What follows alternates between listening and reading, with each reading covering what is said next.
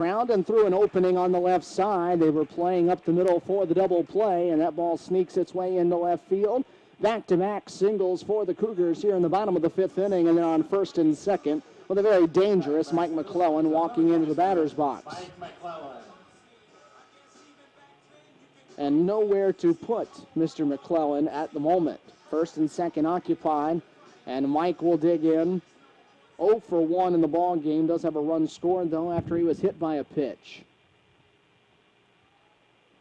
3-3 the score. We'll see for how much longer, though.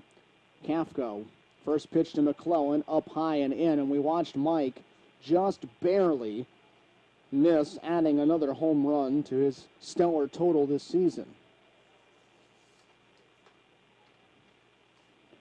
Runners lightly held on. The breaking ball sinks down low, and now you're in a bad spot here if you're Corey Kafka. 2-0, and quickly it's going to get a visit paid to him in the circle. Back in the second inning, there was a base open, and it was a 3-0 count on him, and I said at the time that I always have a problem with when you're trying to really pitch around somebody anyway. Go ahead and put him on and don't risk making a mistake. Well, Kafka made a mistake, but he lived to talk about it as on the 3-0 pitch, Mike just got it off the end of the bat and skied it to deep left. The home plate umpire goes to break it up, and of course we've watched in Major League Baseball, they've really altered and really changed the way that's done now. They start that 30-second clock the minute that coach comes out of the dugout, and you watch this really has affected things because that coach gets out there, he runs his way out there. Gone are the days of that long, slow, drug out, drag your feet, walk to the mound that coaches had perfected. The human rain delays. The third pitch to McClellan, first after the meeting, as a fastball inside corner for a strike, makes it 2-1. But it really has sped that up, and it's something that the college game should kind of take note of. College game needs that. I'm surprised MLB went to that, and I really like it. Mike calls time and steps out. Jackson Oliver at second. Ryan Eiley on at first. Nobody out here in the bottom of the fifth inning. Cougars and Armstrong tied at 3. Oliver on the move from second to third. A swing and a miss. The throw down is not in time to third. Ryan Eiley did not follow him to second, though. So the count moves to 2 balls and 2 strikes, but the runners are now on the corners. Stolen base number 13 for Jackson, 13 out of 14. Doesn't run a ton, but picks his spots. We've watched him a couple times steal third base, and that usually takes a lot more than just speed. Yeah, he's a good base runner. He swiped that one easily. So 2 balls and 2 strikes. They count to McClellan, who can put the Cougars in front. Eiley running now as this ball's hit into right field in the air. Ryan's going to have to scamper back to first.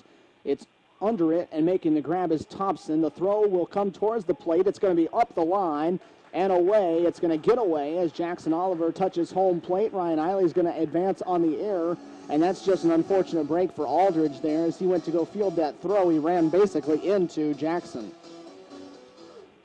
The ball was to the third base, way to the third base side of the plate. And that's a throw that needs to come to second. Yeah. Because he threw it home and really didn't have a play, you've allowed Ryan Eiley to go to second now. Not only is he in scoring position, but you take the double play away. Yep, a mental mistake before the physical mistake. So Christian Miller, the batter, as the Cougars have the lead back at 4-3 here in the bottom of the fifth inning. Sacrifice fly from Mike McClellan as Christian starts to offer a breaking ball. The appeal says he did not go around. Seeing that ball hit to right and the throw back in reminds me of what a crazy triple play in Major League Baseball. The scoring on that play looks like somebody's social security number. That ball hit hard to left, but out in front of it is Miller. The fly ball is going to land over the top of the batting cages out there as Christian got all of that breaking ball. What that reminds me of, even in the last 24 hours, have you seen the play from Yasiel Puig last night? I did not see that one. They're in Colorado. He plays right field, of course. He's going back to right center field on a deep fly ball as the 1-1 pitch coming to Miller is a fastball in for a strike, 1-2. And Colorado is deep in right center field. And so he goes back, he jumps up at the wall, he doesn't make the grab, it ricochets off, and he just reaches down in one fell swoop, grabs it, and chucks it through the guy out at third base on a fly. Goodness. It was unbelievable to watch. Inside move to second, no throw made. Ball and 2 strikes and 1 away here in the inning. Runner at second, and Miller at the plate. What a talent. It was absolutely unbelievable. Ball in the dirt, got away from Aldridge for a moment, but not far enough for Eiley to advance on. 2 balls and 2 strikes. Speaking of Major League Baseball, congratulations to former Cougar Jason Rogers. Got another call up to the big leagues and started in last night's ball game for the Pirates at first. You know what? I got something to tell you about that as well. I'm going to get a check and see how Jason actually did, unless you know off the top of your head. He was 0 for 2. Okay. Miller rolls this one to third. Picked up cleanly. The throw on to first is then plenty of time to retire Christian for out number 2. So one of the teams... Second baseman, Cody Sherlin, thought it was out number 3, and he was halfway to the dugout. Oh, well, we got to let him know we play 3 here. One of the teams that Jason played with on his way up to Milwaukee was the Timber Rattlers of Wisconsin. Mm-hmm. So they, next Saturday night, are having Jason Rogers bobblehead night. Oh, man. And as Blake Edwards digs in, there's 2 away here in the inning. A move to second, no one covering it up. Ryan Eiley would have gladly let that throw come his way. We have spoken with the nice people at the Timber Rattlers who will be sending us Oh, awesome. one of those. Awesome. First pitch is high and inside to Blake Edwards. At least they said they would. Yeah. We got to wait and see. But they did respond very quickly and said, absolutely, we'll be glad to take care of that. Nice. Be a nice little addition to the Cougar memorabilia back in the Lumpkin Center. It will be, won't it? Good call. The 1-0 pitch. Breaking ball down low to Edwards. 2 balls and no strikes. Enjoyed reading the Pittsburgh beat writer's story on Jason coming up. You know, he got cut on the final day of spring training, and you know, Jason with a great attitude said, "Yeah, I was frustrated, but I just went down there and I worked hard." Fly ball hit into center field. Started in, now going back on it. Still working back to the track, and settling under it is Will Austin just in front of the Cougar on the wall, and we'll pick up that thread when we return. 5 in the books. Cougars back in front thanks to Mike McClellan's sacrifice fly. It's 4-3 CSU after 5 here on the flagship station of the CSU Sports Network, News Radio 540.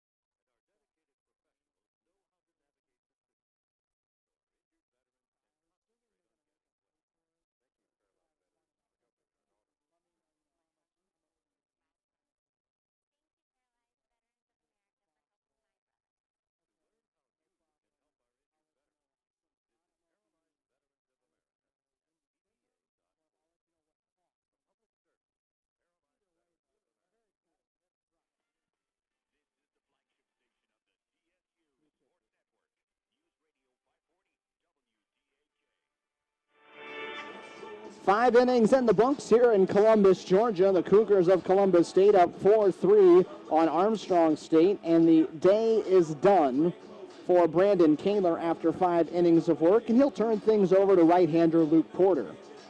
All right, so Luke Porter comes on here this afternoon. He's a 6'1", 190 junior out of Birmingham, and 4.50 ERA, 3-0 on the season, 14 innings, 16 hits, and 15 strikeouts and 4 walks. I think those are actually his 11-game winning streak. In the last 11 games. So think about that's even more impressive. He's 3-0 in the last 11. That's a nicely good call there. We've got the numbers for the 11-game winning streak, which are all fantastic, and they're even fantastic. They're fantastic for the offensive guys, but they're all fantastic for the pitcher there. There you go. 5-0, 5.79 ERA. So we don't want to shortchange him a couple of wins that he has this season. He's actually second on the team in wins coming out of the bullpen and starting a few midweek games as well. But he the 3-0 in that 11-game winning streak. He had a big moment over in Augusta. The CSU didn't pitch particularly well there, but Luke Porter came in and really helped him out. He'll go to work against the top of the Armstrong order. Cody Sherlin will lead things off. He's 1 for 2 so far today. First pitch in there for a strike. We're talking about Jason Rogers, the first Cougar major leaguer. Is spent some time up with Milwaukee, got traded over the winter to Pittsburgh. Swing and a miss, no balls and 2 strikes. Got cut on the last day of spring training, went to AAA Indianapolis, and the story and the Pittsburgh beat writer that Jason said, I was frustrated, but just went down to work hard and knew that good things would happen, and he was red hot at Indianapolis when he got the call. Down in the dirt, a ball and 2 strikes to Sherlin here, leading off the 6th. And, that's what you expect. You expect a guy that has major league talent that's kind of been on the fringe to when he gets down there to AAA to continue to pound the baseball, and he did that. Fly ball down the right field line. That one's going to be in foul territory, and Jackson Oliver will give it a look but run out of real estate. Hopefully, though, he'll stick up there now. I was a little surprised that he didn't make the team because it wasn't as if they were throwing out big names at first and third base. I think John Jaso was their first baseman this year, and it's not as if, he's a household item. He's bounced around a few clubs as well. 1-2 pitch in the dirt. Started to go around, was able to hold up, though. 2-2. It's strange to see Armstrong come to town with a record like this. You look at it, I believe they're going to have their first losing season in 34 years. That was what the stat in the story in the paper this morning. 34 years, and of course, Joe Roberts, the legendary coach down at Armstrong for all those years. Ground ball back through the middle. Ryan Eiley fields behind the bag. The throw on the run, no scoop made. As that ball's going to get past Mike McClellan. Hunter Bowling down there. He was down there in a flash, beat the base runner to back it up. So no error. It'll be a base hit on the part of Sherlin and a leadoff runner. So, yeah, very strange indeed to see Armstrong having this kind of season in baseball. I mean, it was just a year ago that they came here for the Peach Belt Conference Tournament as the number 2 seed, I believe, and got all the way to the final, lost to Georgia College.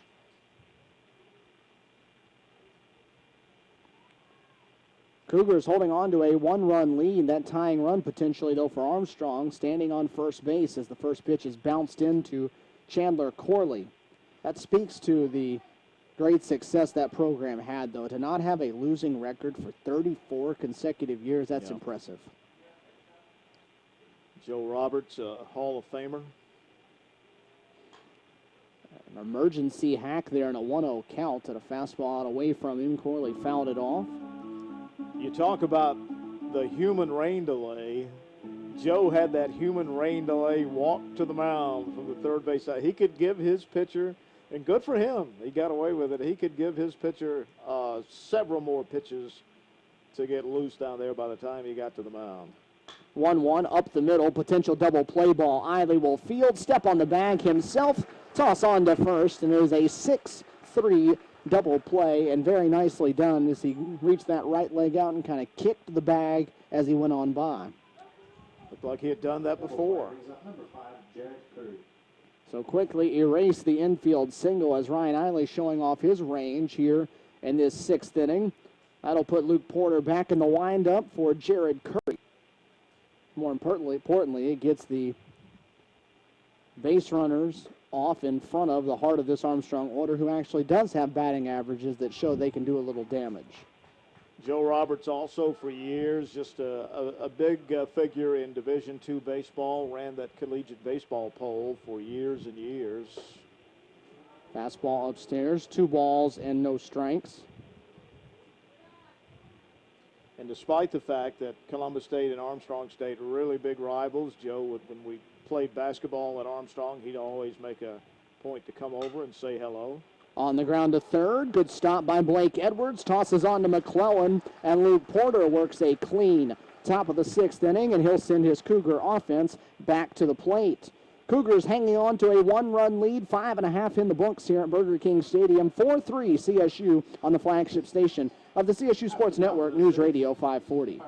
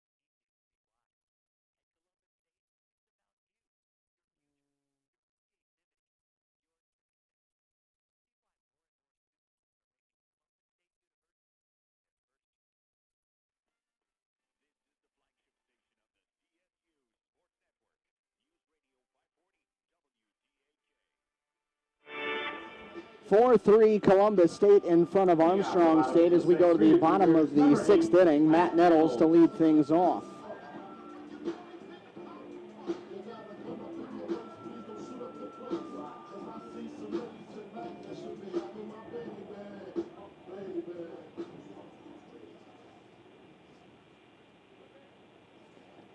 Matt Nettles getting set to dig in. He's 0 for 2 so far in this one. As Kafka comes back out to work the 6th, the first pitch dropped in there, looked like a changeup, fell in for a strike to kick off the bottom of the 6th inning.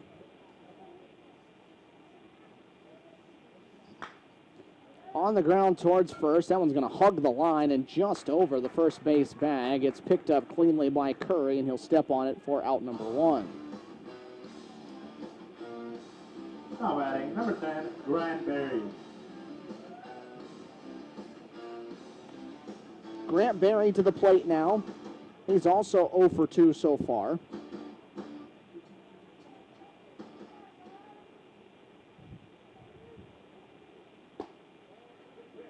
Pitch misses out of the zone. It's taken for a ball.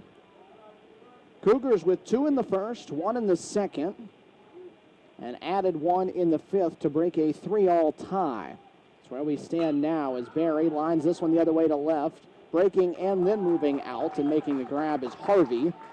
Another ball like one Nettles hit earlier that's been stung the opposite way, but they've been right at guys today. Yep, he had to reach up at the last moment. Hunter Bowling. Haul it in.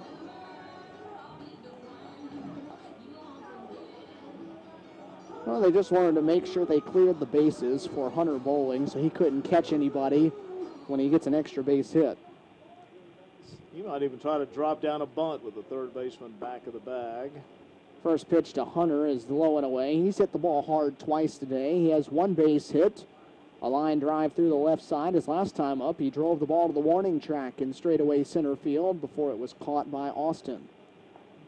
Just 6 hits in the ball game today. This Cougar offense that came in as the number 1 team in the country in runs scored has been limited to just 4 so far. So, all in all, a good start so far for Kafka. 2-0 to Bowling, right back through the middle, and Hunter has himself a 2-hit ball game. That ball stung, a fastball up above the belt, and he got right on top of it and has his second hit. Right back through the box, first base side of the mound. Kafka gave it a stab, but it had already passed him. So we'll see if they put Hunter in motion. I don't know why you wouldn't. The guy has such great base running ability and speed. He has never been thrown out in his college career. And he's a senior. First pitch to Tyler Fichter is a fastball taken upstairs for a ball. Wouldn't be a bad spot to run, because if you did and he got thrown out, you have essentially a leadoff hitter that would lead off the next inning. If he was able to be safe on it, he'd have a guy in scoring position. He has a small lead, though. The 1-0 pitch, a change-up in the dirt, 2 balls and no strikes. I mean, we just don't haphazardly throw out the nickname of Wheels to just anybody. Since I've been here, only 2 people have gotten it. That's it. And both of them ran it well. Not sure either one of them knew about it. Yes. Maybe we should let Hunter know before the year's over. Hunter's a fun guy. I think he'd have fun with that. Pitch in there for a strike. 2 balls and a strike to Fichter, who's working himself on an 0 for 2 day. Cougars have 7 hits, but only 4 guys have them. Jackson Oliver, Ryan Eiley, and Hunter Bowling each with 2 hits as they'll check on Hunter. Of course, he dives back in ahead of the throw. Hunter rocking the high socks with the red, white, and blue socks. I think those might be stirrups that he's even working with. Well, that'd be even better. Hit in the air to right field, into right center. Not very deep, though. Moving over is the center fielder, Austin. He'll make the grab. And the Cougars will leave the 2-out base runner on the base paths. We've played 6 here in Columbus on this Saturday evening. Cougars still leading at 4-3 here on the flagship station of the CSU Sports Network, News Radio 540.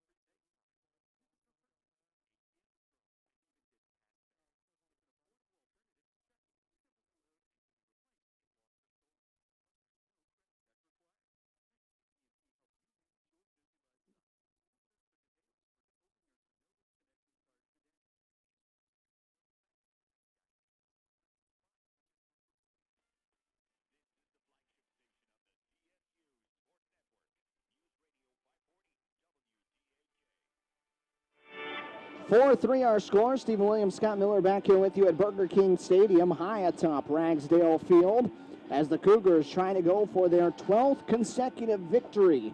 And they are just 3 innings away from doing so, but they hold to a very skinny 1-run lead so far here on this Saturday evening. 3-game series, and one of the rare ones this year in which the 2 sides are not playing their 3 games over 3 days. Just about every other weekend series in conference play for CSU this season has been 3 games, 3 days, but it is determined by the visiting team.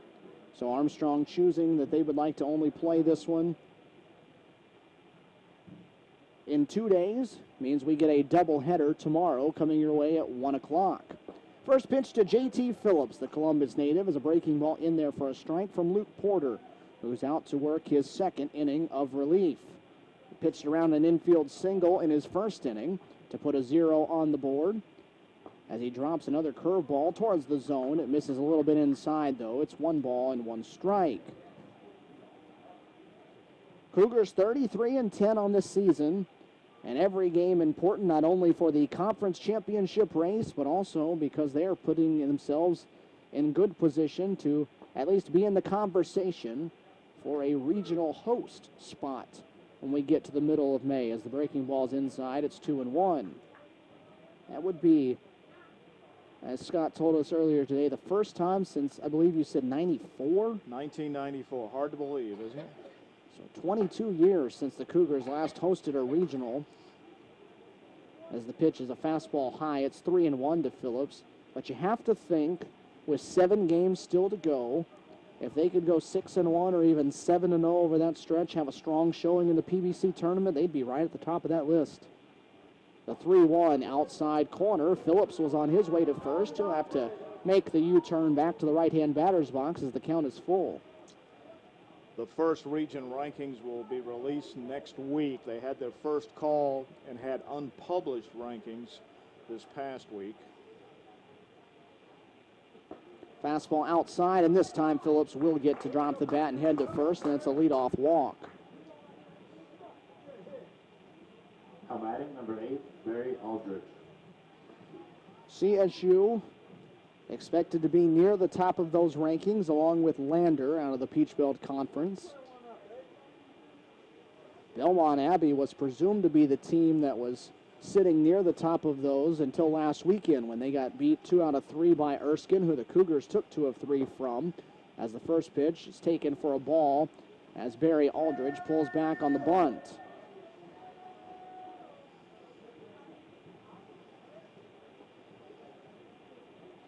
In 1994, we were 0-2 here. Lost to Wingate and to Armstrong, 7-5. Laid down the bunt this time does Aldridge. Back to Porter. He'll field his only play. Will be to McClellan at first. It will retire the Pirate catcher and put Phillips, the potential tying run, out at second base now with 1 out.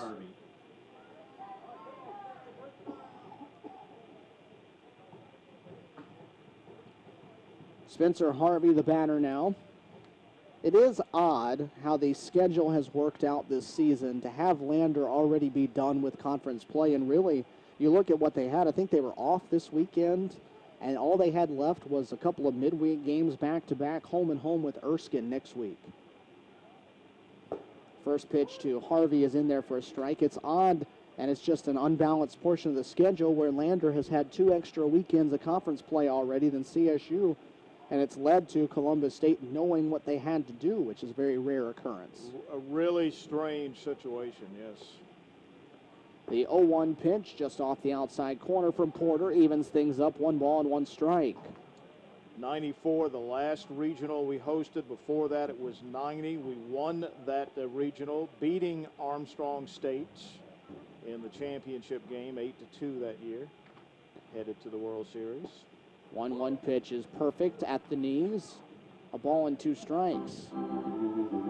Cougars did not make the NCAA tournament last year despite having a 35-14 record. But when you have that 6-team regional with 3 automatic bids, it's tough to get in when teams like Georgia College, who didn't have an NCAA tournament resume, win a conference tournament and get in. So CSU left out last year.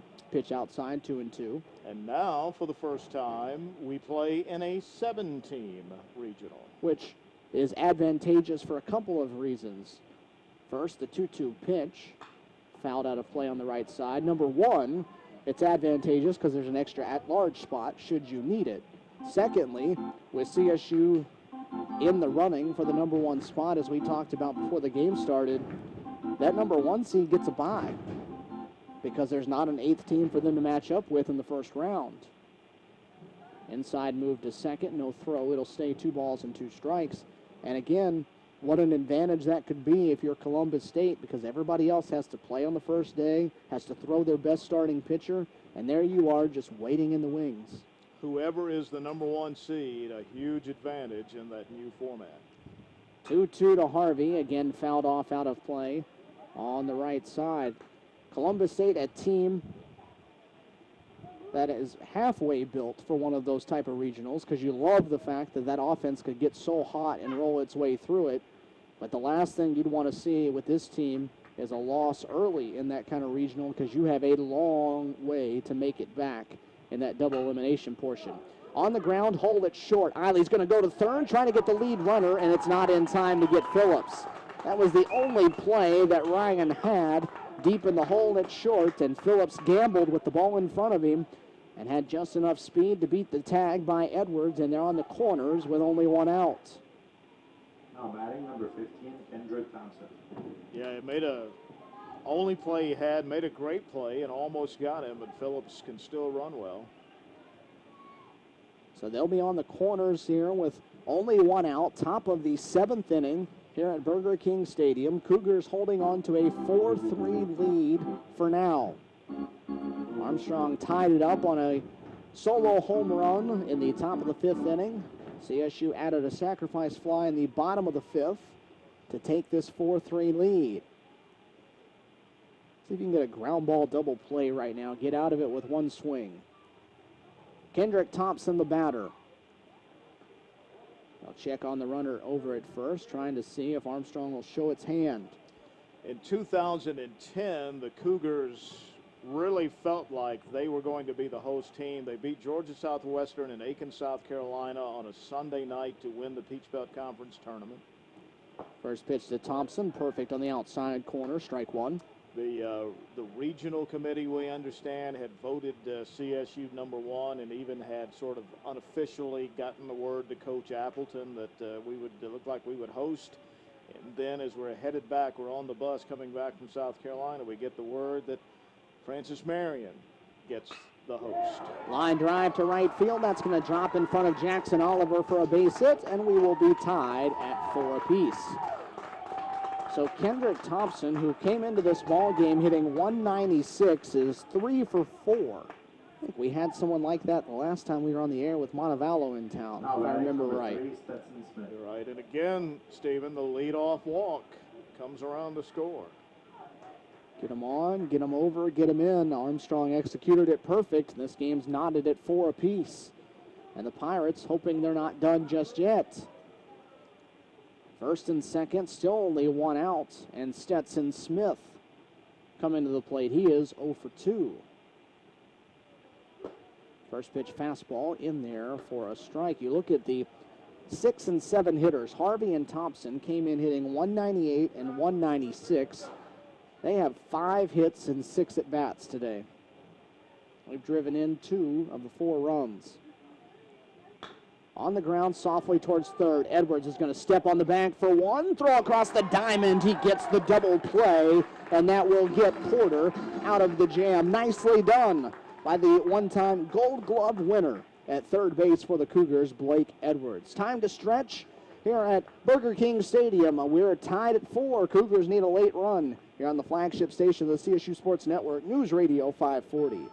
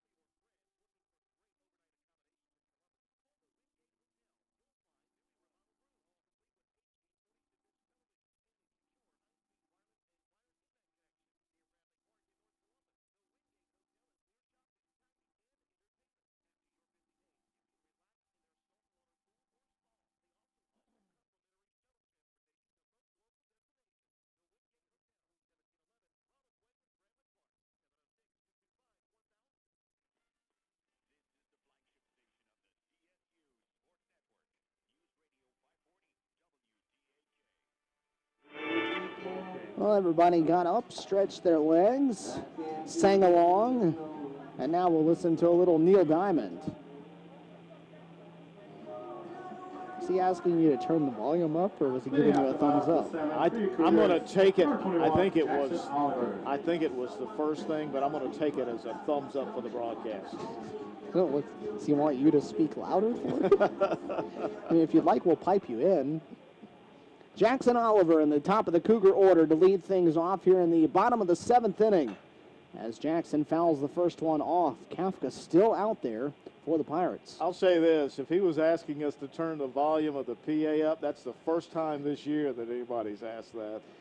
It's usually the other way around.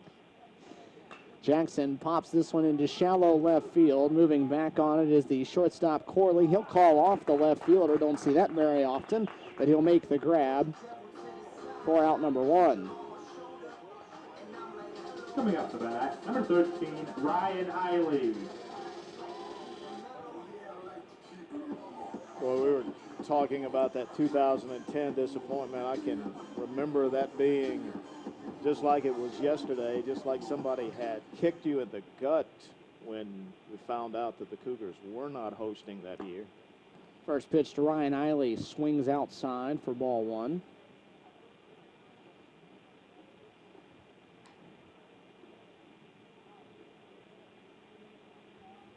Kafka winds. The off-speed pitch this time finds the outside corner. CSU had a regular season good enough to host a regional 2 years ago. The problem was there was another team in the region that had a better year. Lander, of course, that year, as this one's rolled softly towards short, deep in the hole, long throw to be made, but the throw is on the money. Nicely done by Corley, who's made a couple of good plays here in the inning for the first 2 outs. That was the year Lander, I believe, went 53-6. And it's tough to argue with that, but CSU had a huge year in its own right. In most cases, that would have been good enough to host. We ended up playing them in the championship game, forcing a final game in that regional. So there have been some situations like that. 1996 comes to mind. I know that's still a long time, 20 years ago. Mike McClellan, the batter, as he watches a fastball outside. But CSU most certainly would have hosted that year, but that was the year that the Olympics had taken over Golden Park and the Columbus Red Sticks played here. Again inside this time, 2-0. And they had a home series that was scheduled the same time as the regional, so we could not host and ended up going up to Kennesaw State. And they won the regional and won the national championship, as a matter of fact. Split the middle with a curveball there, 2 balls and 1 strike. And that's still, on paper, one of the greatest teams that CSU has ever had out here. What a great team that 96 team was. McClellan hammers this ball to left field, going back, looking up. That ball is gone. Mike McClellan, would it be anyone else? Here in the bottom of the 7th inning, he hammers another ball over the wall here at Burger King Stadium, his 14th of the season, and it's a big one. It gives the Cougars a 5-4 lead. Mike McClellan, he is simply incredible.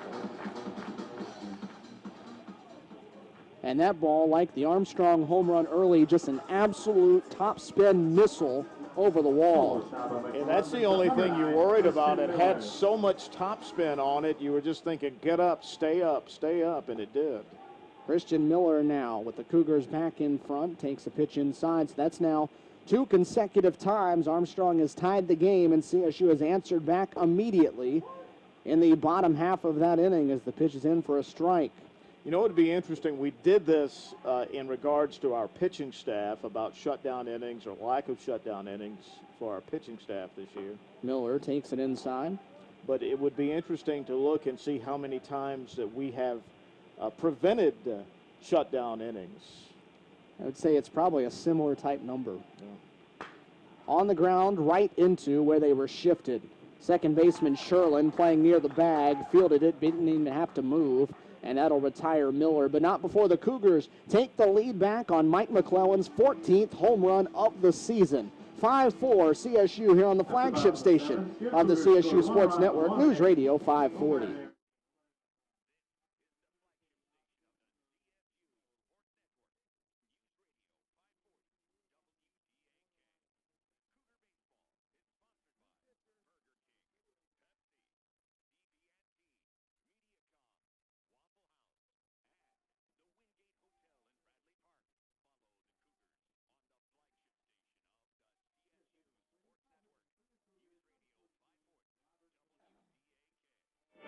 You're busy with...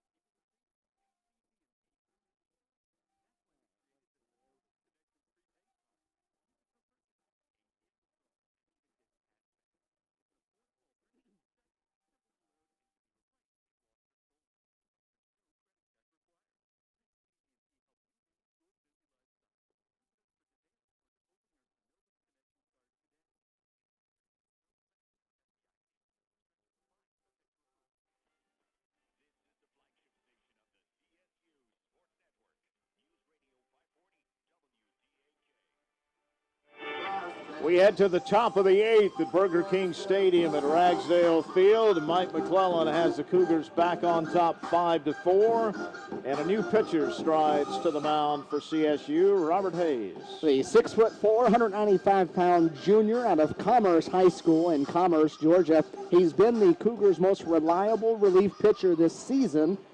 2.78 ERA, a 2-1 record. This is his 17th call out of the bullpen. 22 2/3 innings, just 7 earned runs allowed, and you like the strikeout to walk ratio. It's about 2-1, 19-9 for the junior, who has really been one of the few trustworthy guys for Greg Appleton to call on out there.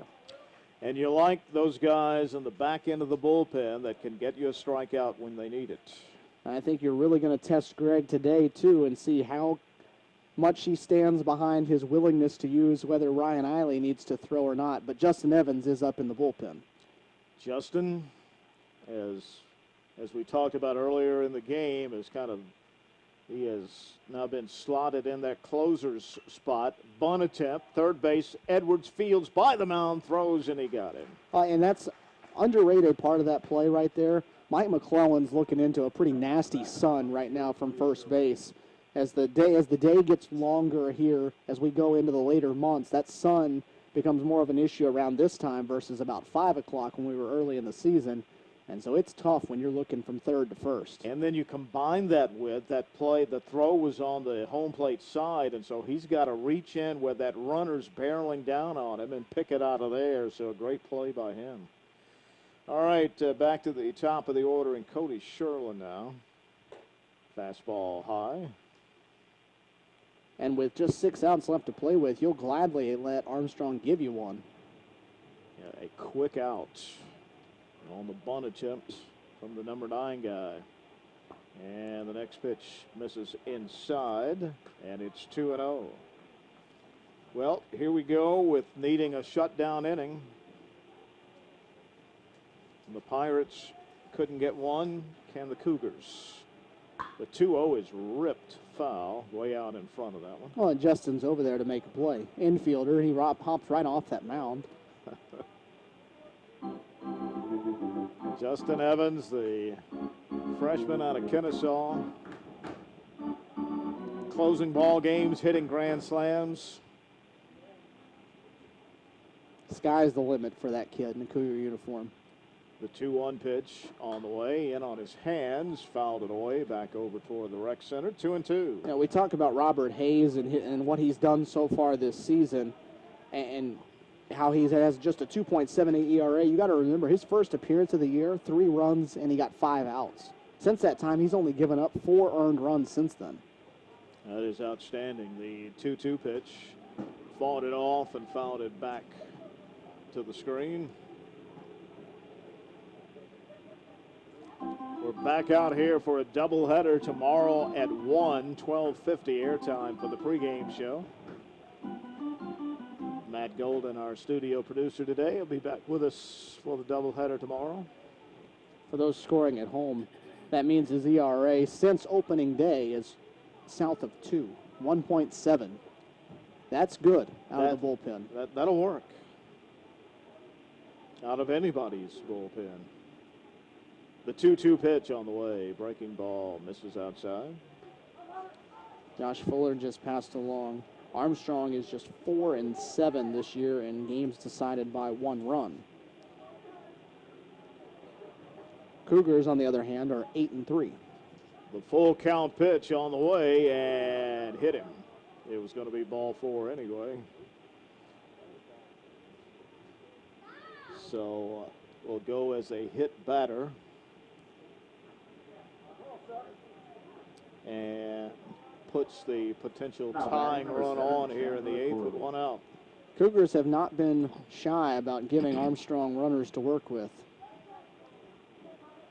Hit batters, walks, all over the place today. Pirates have left 10 on.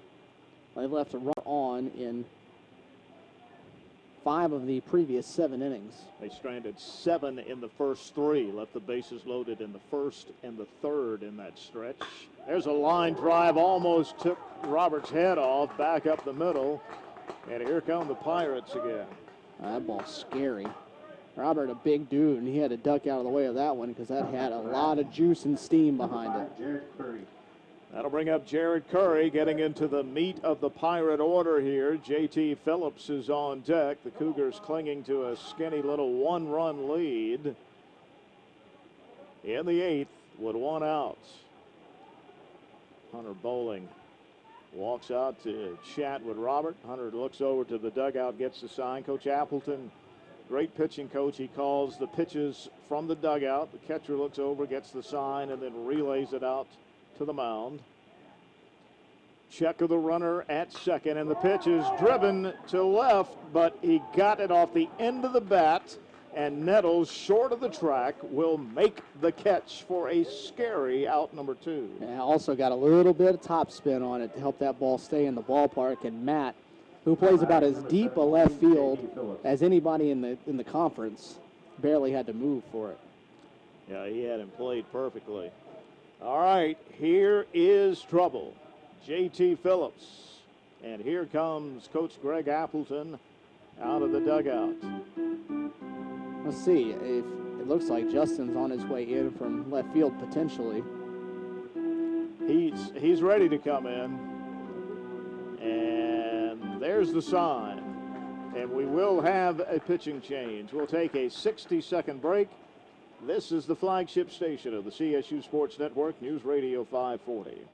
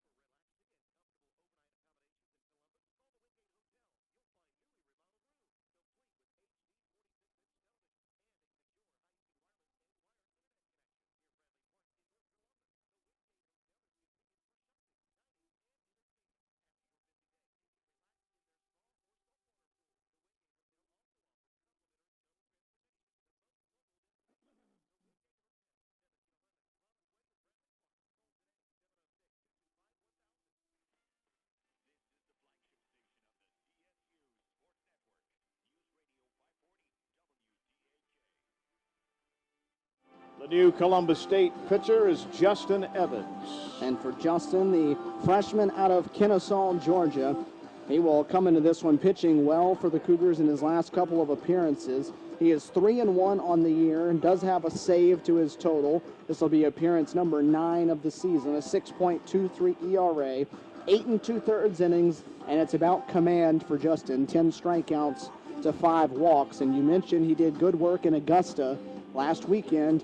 He closed out Game 1 and Game 2 up there. He had a shutout inning in the first game, and then he worked an inning and a third in the second one, and had 3 of his 4 outs were strikeouts. So Greg is going to ask to get a 4-out save from his freshman, and the game on the line here in the 8th inning, to say the least, with the Cougars clinging to a 5-4 lead, 2 down. First and second, and J.T. Phillips at the plate. He homered back in the 5th, alive to left. He walked and scored in the 7th. He was 0 for 2 before that home run. And the pitch from Justin misses low and away with the fastball, 1-0. That's what you have to be if you're Hunter Bowling. You have to be alert, because Justin, while he throws very hard, has been wild at times. Keeps you on your toes. 1-0. Phillips digs in there from the right side. The 1-0 pitch, breaking ball, missed outside with this one, and it's 2-0. Yeah, and I realize that there's runners on first and second, and that doesn't mean that a base is open in theory, but there is a base open. And a base runner is likely going to score on a hit from second, just as he would on a hit from third. So if you would rather not pitch to JT here in this situation, you'd rather take your chance with Barry Aldridge on deck, it wouldn't be the worst possible outcome here. You have to be smart about it and not let the guy with the big bat beat you. The 2-0 pitch, fouled the curveball straight back over our heads. I think he got away with one, too. That ball was in the center of the plate. Phillips was just underneath it. And he just missed it. He was right on it. He fouled it straight back. Justin Evans Squeeze a lucky spot for the freshman and see if he can get out of this jam and keep the lead. 2-1 fastball fouled off the end of the bat. Back to the screen. Yeah, good location there. Justin throws the ball hard. He runs it up there, touches 90, gets into the low 90s when he really reaches back. So he forces you, if he can locate it, to be right on top of your game at the plate. And that's what you need out of your closer, somebody that can get a strikeout when they need it. Just needs an out of any kind right here with 2 down. Runners lead from first and second. The 2-2 pitch just missed outside, and the freshman took a hop and a half toward the dugout. I don't think this guy's had a very big zone, though, to either corner.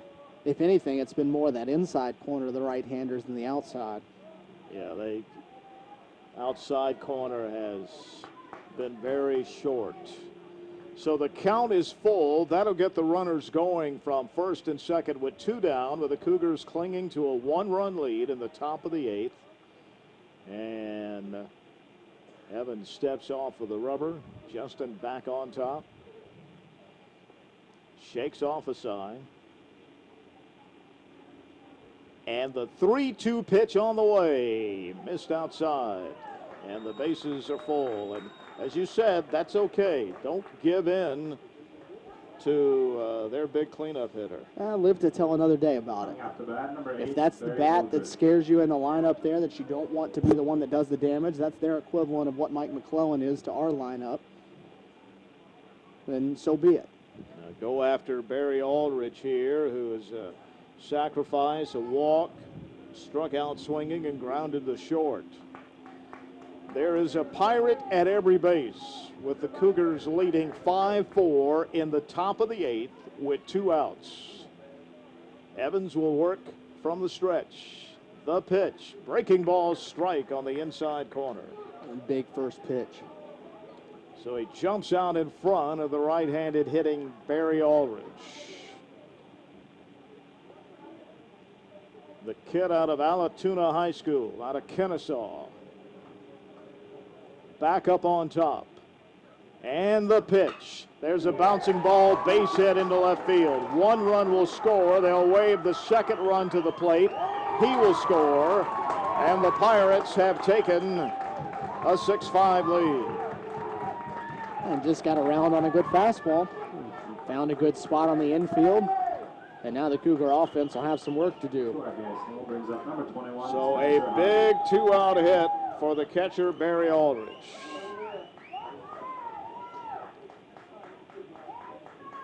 Sherlin, who was hit by a pitch, comes around to score. Corley scores. Phillips stops at second. And here's Spencer Harvey. Well, now you got to do damage control and keep it at a 1-run deficit with 2 more hacks at him. Fastball misses away, 1-0. And again, the Cougars cannot get a shutdown inning.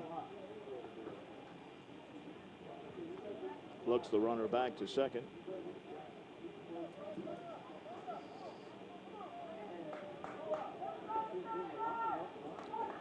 Action in the Pirate bullpen. Kafka has gone all the way here today. Strike on the inside corner, 1-1.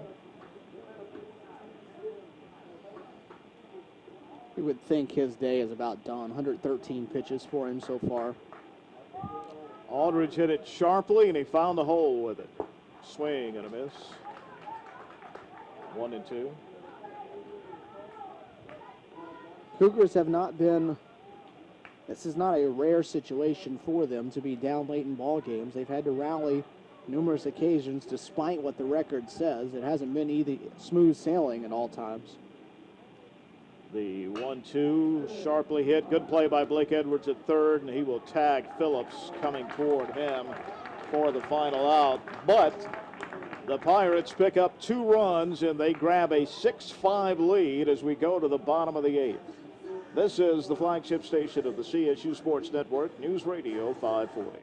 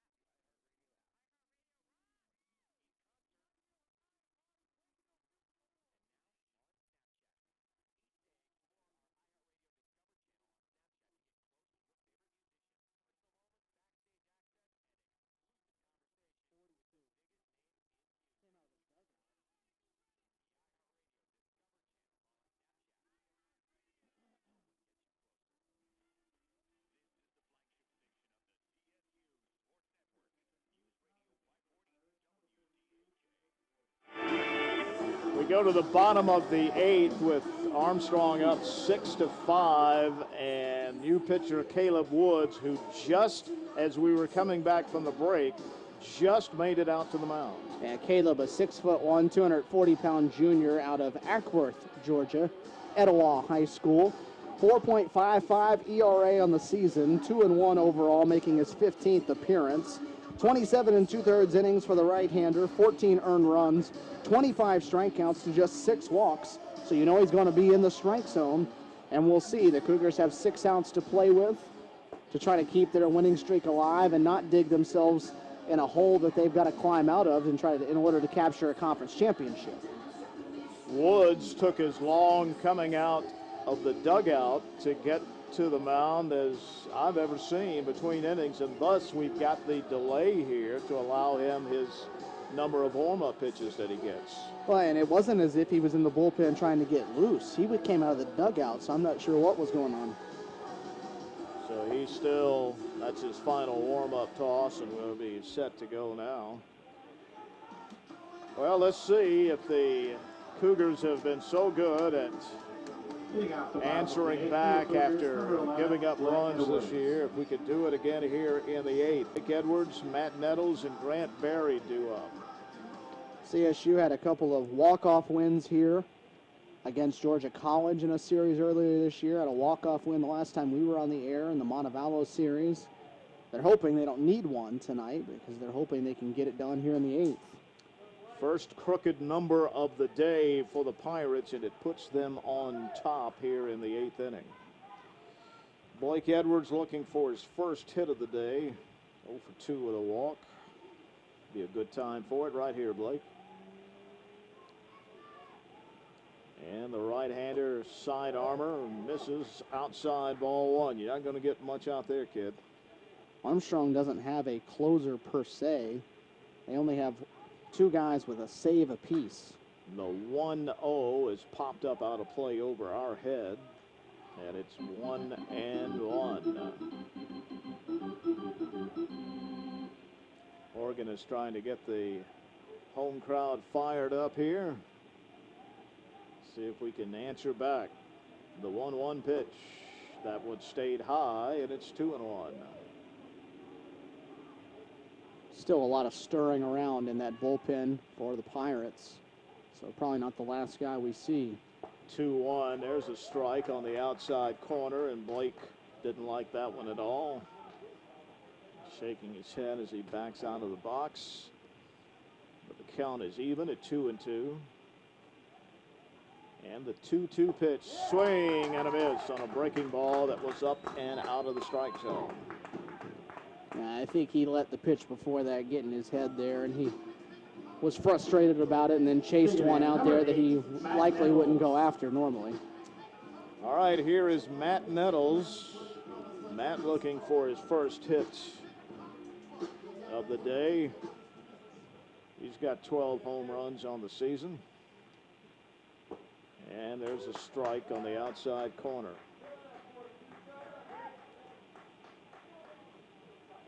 Matt from the left side of the plate against the righty Woods. The 0-1 drifts way outside, 1-1.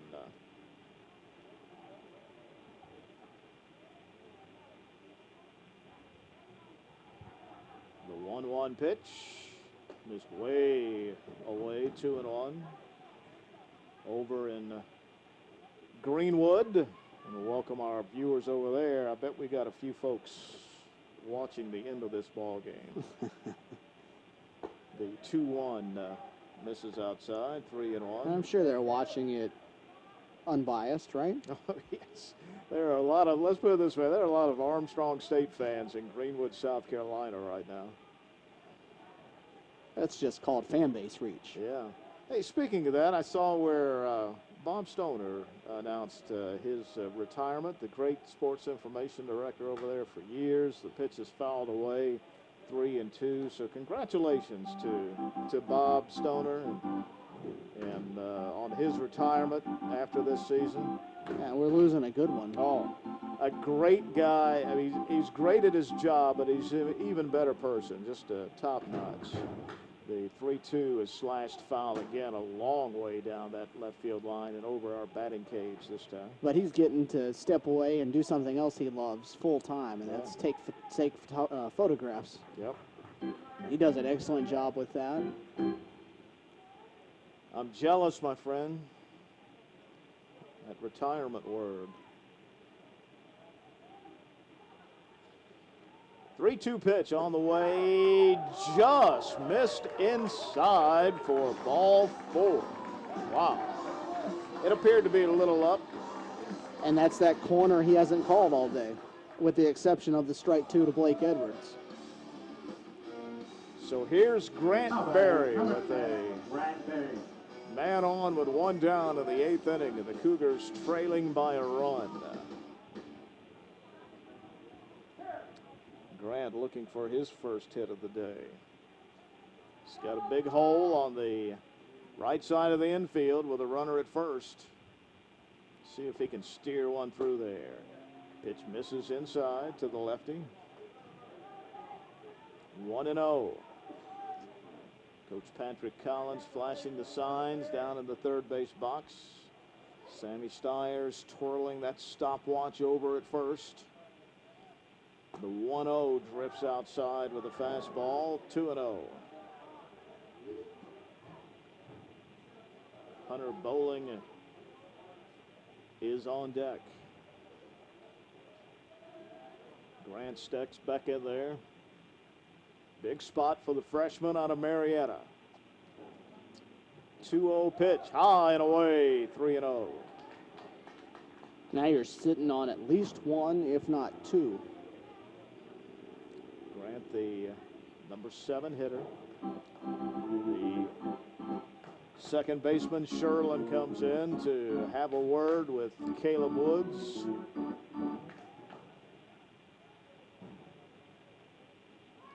Grant steps back in the box. Nettles gets his lead from first. A 3-0 pitch inside, ball 4. And again, it's that inside corner to a lefty, outside to a righty. That the call hasn't been there all day, and Woods kind of stares in at the umpire and raises his hand where it is. Here comes the Armstrong coach out of the dugout. In no rush. Back-to-back walks with 1 out.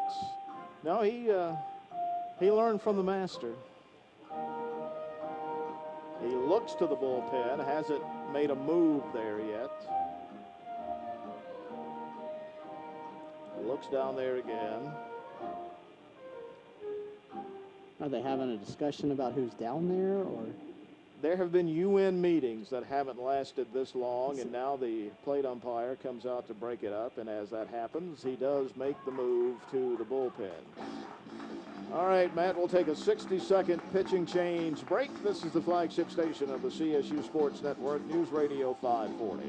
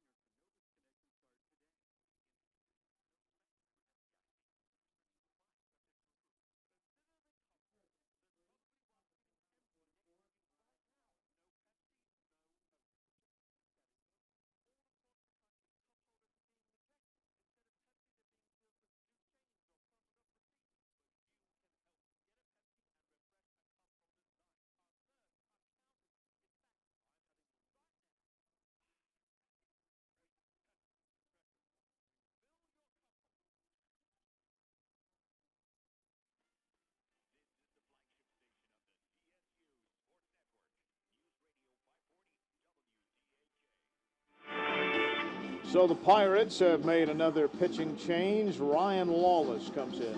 Ryan, 6'3", out of the St. Simons Islands, Georgia. That's a nice place to be from and It grow up. is. Yep.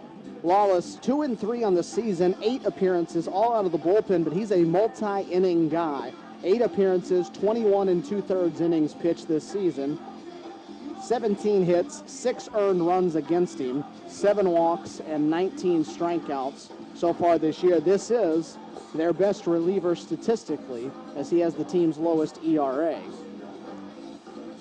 Well, he comes in to replace Woods, who got the first guy faced with a strikeout, but then he walked back-to-back batters to put runners at first and second and 1 down, with the Cougars trailing by a run here in the 8th. Columbus State called upon its closer to try to get 4 outs. He was unable to do so and still hang on to the lead. Now Armstrong's going to ask its best reliever to potentially get 5 outs here. And the Coming up to bat, number 24. first man Hunter he Bowling. faces will be Hunter Bowling. Hunter, a couple of hits on the afternoon, 2 for 3, a couple of singles. And he squared up the ball all 3 times. So he's got Matt Nettles out at second, Grant Berry at first, trailing by a run in the bottom of the 8th. Grab a lucky spot for the Cougars and see if they can't come from behind here in the 8th inning. Check of the runner at second, and the fastball is high and inside for ball 1. This is where the depth of the Cougar order really becomes a factor. Normally you'd get a little breather down at the end of the order, but not in this lineup. Lawless to the belt and to the plate. Fastball right at the letters, right down the middle, 1-1. Now, he throws the ball hard, but it's very straight. It's very straight. It's from straight over the top.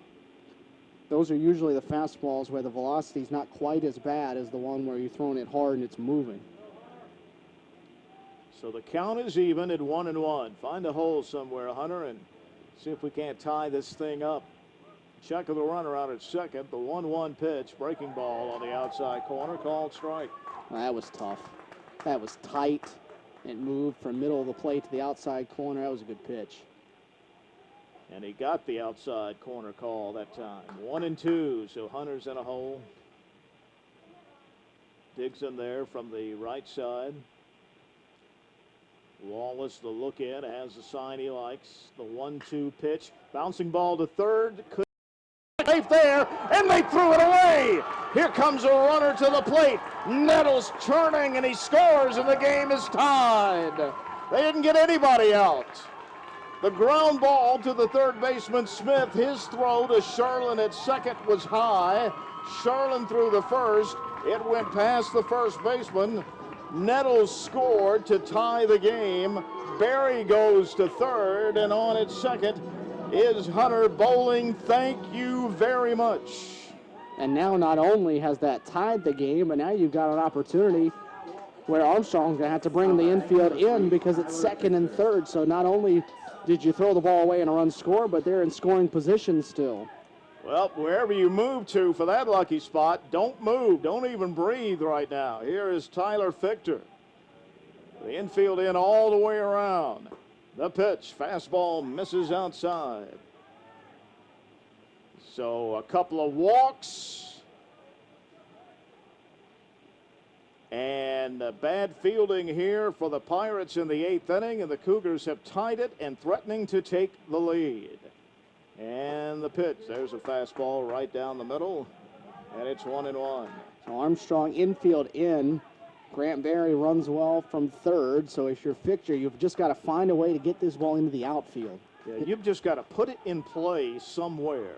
Cannot strike out here in this situation. Put it in play, and if you hit it right at somebody, you can't control that. He pops it up, but it's out of play. Just drifts past the restraining fence, and he's in the hole, 1-2. So a tough spot for Tyler now. He's in the hole, 1-2. Hard thrower. 6-6 ball game, bottom of the 8th. Second and third, 1 down. The infield is in all the way around. The 1-2 pitch in the dirt, and a nice job by Aldridge to keep that one in front of him. Oh, you have to have a lot of confidence in your catcher to throw a ball like that in this situation. That could have given the Cougars the lead, but Aldridge made a fine stop. So the count is even now at 2-2. The 2-2 pitch, bounce right back to the mound. He looks the runner back to third, and he throws to first for the out. That's just tough luck by Tyler. As I said, you just got to put it in play somewhere, and the tough luck was he hit it right back to the mound. Yeah, he hit that ball hard, too. So a big out. Jackson Oliver. And we'll get back to the top of the order in Jackson Oliver. Jackson with runners at second and third and 2 down now in a 6-6 ball game. Jackson with a couple of singles, sandwiched by a couple of outs. And basically, if you're Graham here, you're going to, rather Lawless, you're going to have the opportunity to pick who you want to face. Would you rather face the left-hander Oliver? If not, you'd rather face the right-handed Eiley. You can pitch around Jackson here and see if he can get himself out. Jackson likes to jump on the first pitch in situations like this, so let's watch that. First pitch is a breaking ball he takes. That is a dandy breaking ball, 0-1. Yeah, not doing much with that one. 6-6 ball game, bottom of the 8th inning. Second and third, 2 down for the Cougars. The pitch in the dirt, and again another stop by Aldridge to keep the game tied. 1-1. Just reach out here and poke one into left. Jackson Oliver, the senior out of LaGrange, has had a great career here. The pitch is high and away with a fastball, 2-1. Trying to add another storied moment to that career from just up the road in LaGrange. He's ahead in the count, 2-1. Runners lead from second and third. The 2-1 breaking ball stayed way outside, and it's 3-1. It'll be interesting here to see if he gets anything to hit at all. Ahead in the count, 3-1 with a base open. I don't think I would. Neither would I. The 3-1 pitch, nowhere near. Fastball up and away. Ball 4 to load the bases. The third walk of the inning. And that brings up Ryan Eiley, the shortstop. Bunt single, another single on the afternoon, 2 for 4. Coming up to bat, number 13, Ryan Eiley. The bases are loaded. We're in the bottom of the 8th inning. Cougars have scored a run to tie the game at 6. 2 down. Wallace will work from the full windup, and the pitch is outside. Ball 1. Tried to start him like he did Jackson with that breaking ball. That time it broke off the plate, though. Grab that lucky spot for Ryan Eiley. Ryan, the senior out of Australia. The pitch. There's a base hit up the middle. 1 run will score. Here comes the second run to the plate. Hunter Bowling will score. And Ryan Eiley pounds his hands together at first base with a 2-run single up the middle with 2 outs. And the Cougars lead at 8-6. Just a great piece of hitting. Didn't try to do too much. Got a fastball in the middle of the zone and just rolled it right back where it came from. And the first hit of the inning for the Cougars. And Ryan Eiley drives in 2. 8-6. And oh, by the way, here's Mike McClellan. Mike asked for time. He homered his last time up. 8-6 Columbus State, trying to add on with some insurance here. Fouled it away over the stadium roof. 0-1. Boy, this team is really something. It's just that it keeps coming. There is no spot where you're looking at it and going, we've got a shot here. They pitched around Jackson Oliver, ended up giving up a 2-run single to Eiley. 0-1 to Mike. Hung a breaking ball, and he got under it just short of the track. And the left fielder, Harvey, hauls it in. Wow. I was ready to hit that curveball myself that hung up there, but Mike just missed it. But the Cougars have a huge inning. 2 runs driven in by Ryan Eiley to break a 6-6 tie after they got that first run of the inning on the error. And the Cougars will go to the ninth with an 8-6 lead. We got to hold them Cougars. This is the flagship station of the CSU Sports Network, News Radio 540.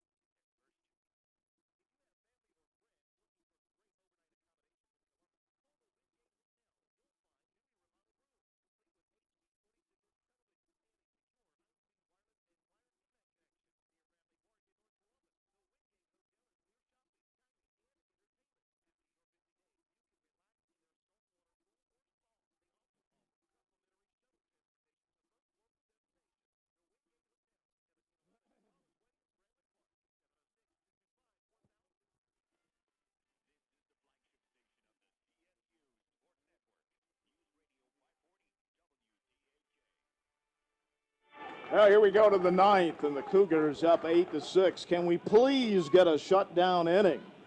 And now Justin Evans, instead of a save, will have a chance to pick up a win.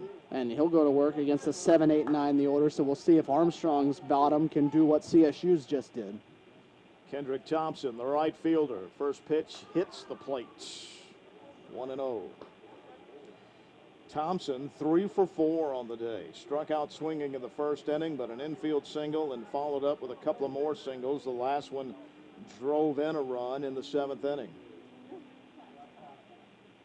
And the fastball missed down low, and it's 2-0, and Hunter Bowling is going to run out to the mound to talk to his freshman. Colton Ingram has been up and throwing, which you'd be trading one freshman for another in this scenario, but you always have the option as well of flipping your pitcher and shortstop here. Done that before. Ryan Eiley out there. I'd rather him just take care of it himself, though. Come on, Justin. Don't put the leadoff man on. 2-0. The 2-0 pitch, way low. 3-0.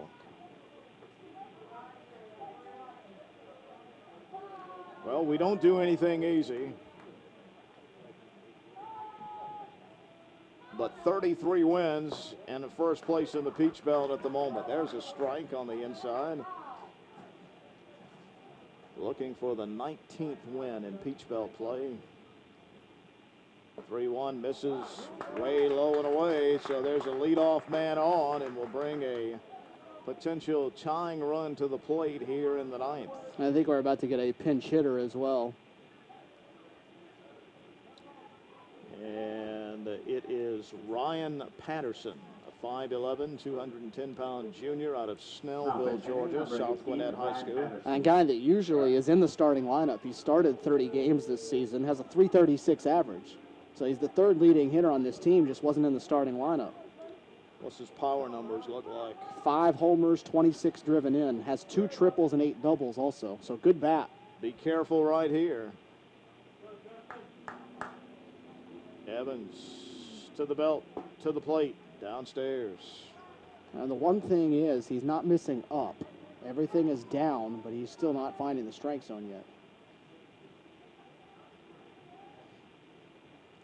Patterson, slightly open stance from the left side. The 1-0 swing and a miss. And a big hack there. I think he did Justin a favor, too, because I think that ball was low.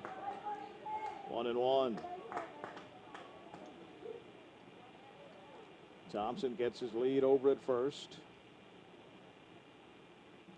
And the 1-1 pitch. Tried to check his swing, and they checked with the base umpire. No swing. 2-1. Pitch up and away. Second on the team in homers, second on the team in RBIs. So a potent bat to come off the bench in a big spot in the ninth. 2-1, bounce towards second. One play will be to first. Grant Berry underhands, gets him out there. Good play and smart play. One down as Thompson moves to second. And I believe it was Hunter Bowling on his way down to first base that was yelling 1-1-1, because that runner out there means absolutely nothing right now. Take the out, don't force anything. And here is Will Austin, the number 9 hitter, 0 for 4 on the day. Top of the order, and Cody Sherlin waiting on deck.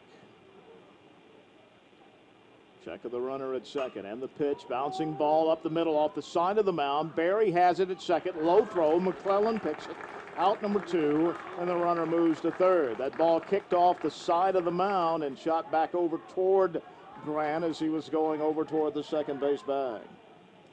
And a nice pickup on a tough throw over there by McClellan at first. Not sure if the ball did hop on him, but the throw was low, and he handled it cleanly. And so the Cougars are an out away from taking game 1 in this series, but the Pirates could be a swing away from tying the game. 8-6, top of the ninth, 2 down with a runner at third, and the fastball just misses inside. 1-0. Sherlin with a couple of hits, couple of singles on the day. He was hit by a pitch his last time up. The 1-0 swing and a miss. He blew that fastball by him. Let her high. Had no chance to catch up with that. 1-1. So the freshman, Evans with the sign. The 1-1 pitch. Swing and a foul back into Hunter's glove. 1-2. You see what extra velocity does for you. Tough to catch up to when you locate it. Well, he's got some juice going out there now, some extra adrenaline. The 1-2 pitch. Swing and a miss. He struck him out, and the Cougars win. Columbus State comes from behind with 3 runs in the 8th, and Justin Evans shuts him down in the 9th, and the Cougars win it 8-6. And another late game come from behind win.